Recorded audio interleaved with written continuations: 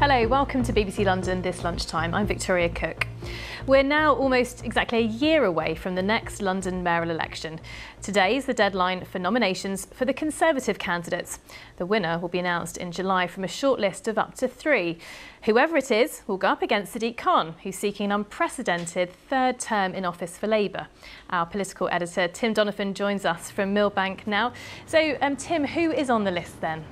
Well, the Conservative Party doesn't say anything officially about this at this stage, but we know that 8 people have publicly declared that they're throwing their hat into the ring, and we can begin with 3 of those who are already elected in London. You have Paul Scully, MP, Minister for London. You've got 2 Assembly members, Susan Hall and Andrew Boff. And then you've got 2 people who are elected elsewhere or have been elected in the past. One, Samuel Kusumu, is currently a Welwyn Borough councillor, former aide number 10. And then there's Dwayne Brooks, who many people will remember or know that name as being Stephen Lawrence's friend and was with him when he was killed 30 years ago. He's once a Liberal Democrat candidate, but is now standing for the Conservatives. And then there are 3 people who are Tory party members and want to bring their business experience to bear.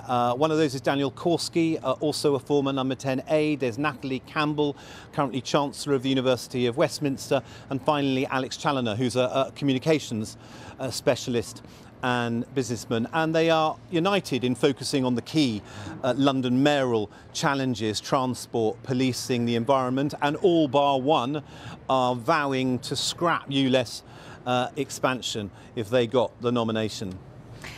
And Tim, meanwhile, the current mayor is facing questions about his health, isn't he?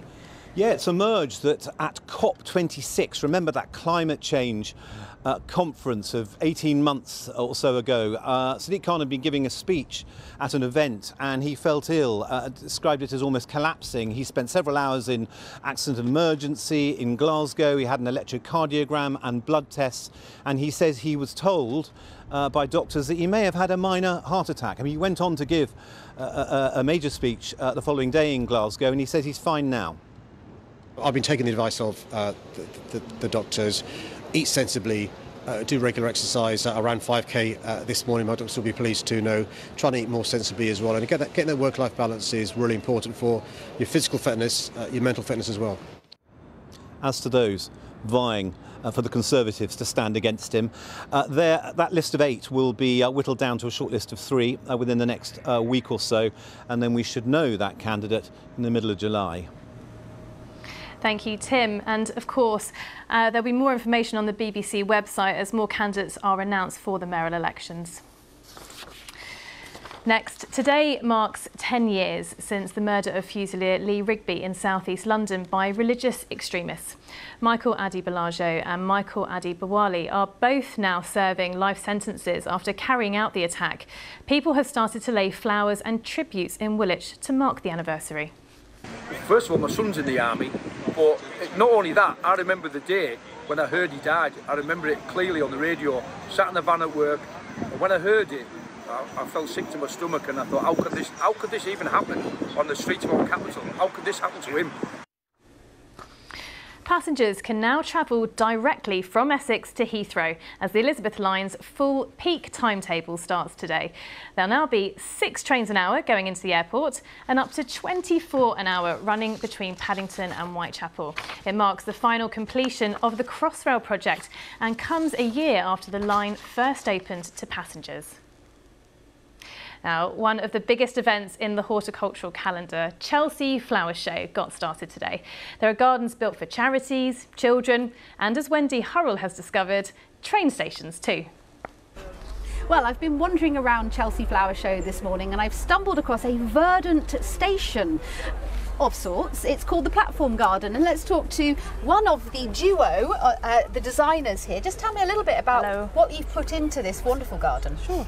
So yeah, I'm Amelia and I'm one half of a design duo, and we have created a snippet of a London Overground train platform. So we've incorporated lots of edible planting, rainwater harvesting techniques, and lots of different textures and leaf shapes. And the idea is that it's going to last Latimer Road tube station after the show, and we've done that in collaboration with a company called Energy Garden to install the garden there. So it lives on after the show. Absolutely, yeah. And this is so familiar. I mean, you'll see this just sort of travelling around London, beautiful tiles and the glass bricks and everything. Yeah, so we really wanted to echo that sort of London transport hub aesthetic, and we actually worked with a company called H&E Smith who sponsored the tiles, and these are the fabricators that make the tiles for all London stations, so they are very authentic. Yeah. And there's also plants here that are drought tolerant, because after last summer we're mindful of this now, aren't we? Absolutely. So we've used lots of things like sedum and succulents and evergreen sage. We've also used a plant called Cotoneaster francesii, which is very pollution trapping and drought tolerant. So yeah, we've been very mindful of the climate. Wonderful. Well, thank you so much for telling me all about it. It's very calming sitting here actually, and we will be looking around some more gardens in the 6:30 programme this evening. Finally this lunchtime, have a look at this. These are 4-metre high sculptures of all sorts of pond life, and they've been unveiled at Gloucester Road Station. The artist behind this is called Monster and says the art explores historical links between some of London's oldest buildings. Hi, I'm Monster Chetwynd. I'm an artist. I've been commissioned by Art on the Underground to make sculptures for the disused platform at Gloucester Road.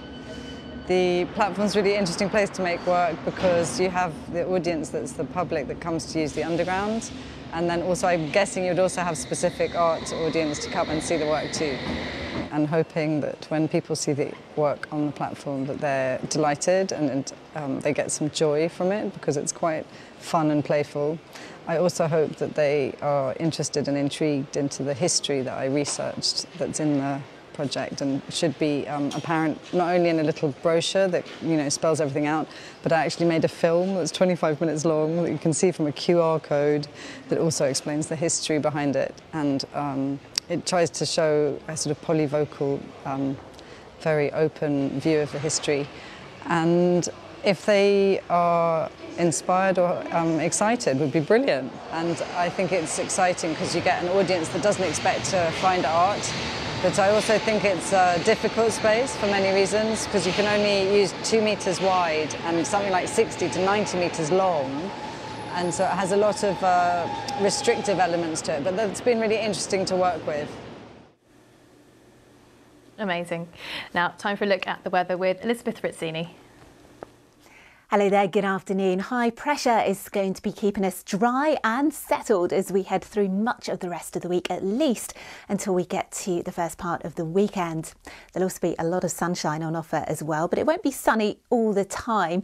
In fact, it's been quite a cloudy start to this morning, cloudy and mild, as captured here by our weather watchers here in St James's and again in Richmond. Now, the cloud will continue to break up, I think, as we head through the rest of the afternoon. There'll be a lot of sunshine developing. Top temperatures in the best of that towards the south, with that fairly noticeable northerly wind, still 20 or 21 degrees Celsius here. Now, as we head through this evening and overnight, then there will be a lot more clear skies than we saw last night, so temperatures are likely to drop a little bit lower. Where we see the skies clearest for longest, temperatures could be as low as perhaps 6 or 7 degrees Celsius into tomorrow morning. Tomorrow, a few areas of cloud, yes, but lots of sunshine around, and then there'll be a bit more cloud cover, I think, through the afternoon. Some fair weather cloud bubbling up here and there, but it will stay dry. Temperatures just a little bit lower, 17 to 19 degrees Celsius, but they're on the rise again as we head into Wednesday. The high pressure firmly over us. The winds will be light and there will be a lot of sunshine around 21, maybe even 22 degrees Celsius. That's all from us here on the Lunchtime team. Samantha Simmons will be here with BBC London at 6:30. Hope you can join her then. Bye-bye.